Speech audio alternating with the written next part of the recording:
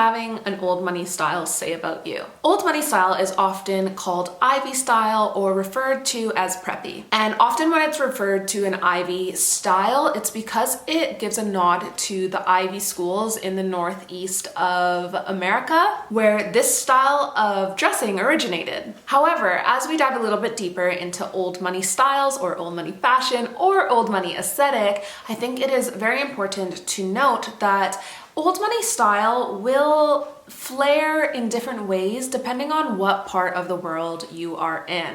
So I find in Europe and the UK, more old money style, well, let's not say Europe and the UK, let's say Europe, I find it's a little bit more minimal, it's a little bit more chic, whereas I find here in the UK, old money style is a little bit more equestrian, or I don't want to say farm because it's obviously not farm, but a little bit more outdoorsy. Think barber jackets, etc. And I find in America, it comes across as either linen dresses or really floral dresses. Think almost like Southern charm. And so I think it's really important to understand that depending on where you are in the world, oh my gosh, we haven't even spoken about Italy and how they tend to dress when they're old money.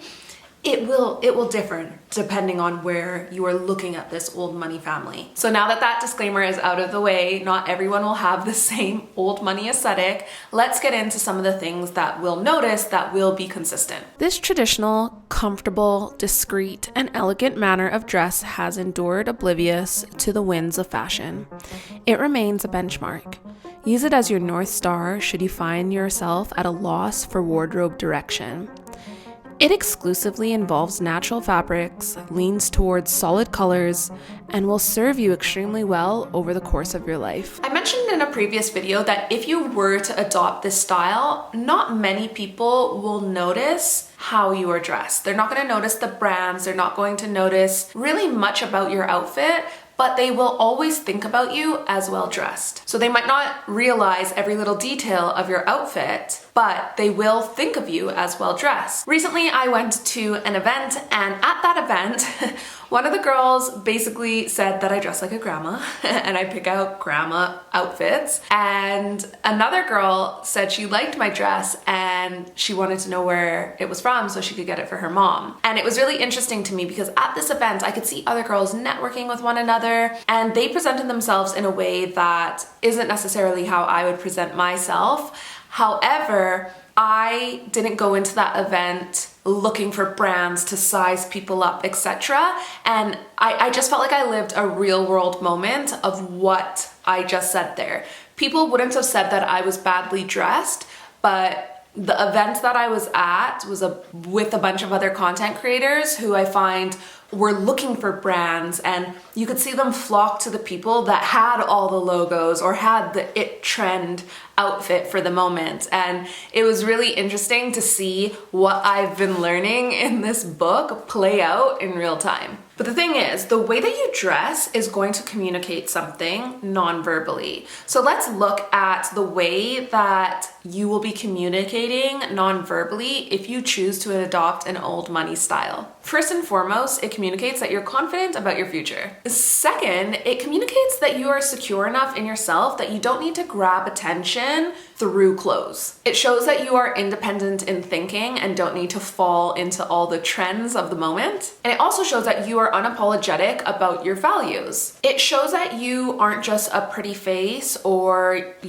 a bimbo that's caught up with the times. It shows that you can actually think deeper on a topic, and it's so surprising that all of these things can be communicated non-verbally. It also communicates that others around you will have to take interest in you and make that effort to go the extra mile when you start holding yourself this way. That's probably been the biggest thing that I've noticed since I've been on a level up journey, and then even more so refining it to adopt an old money mindset and values and aesthetic, is people, they're more courteous of my time now than they were before.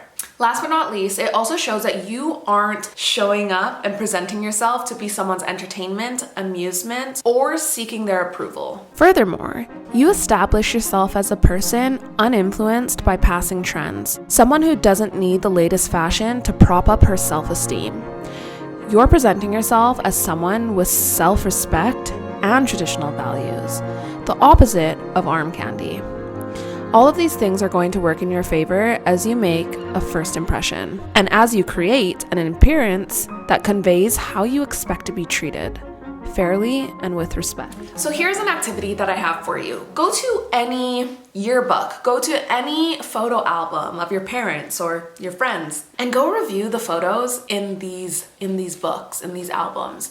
And look and see those who look dated, who look ghastly, who look almost comical because it looks so dated. And then take notice of those who don't look dated. What are they wearing? How are they presenting themselves? What is their hair like? I think that this is one of the reasons why so many people love Jennifer Aniston, because you can go and look back at how Jennifer Aniston was presenting herself on Friends, and she had a very classic and timeless style for the most part. And I think it's where a lot of people are able to adopt her haircut, some of the clothing that she wore during that era in today's day and age. So try out that activity and then let me know how you got on with it in the comment section down below. If you're like myself and you're wanting to avoid looking silly years down the road, then why not try adopting an old money style and aesthetic for yourself? Thank you so much for watching. I hope to see you in the next video.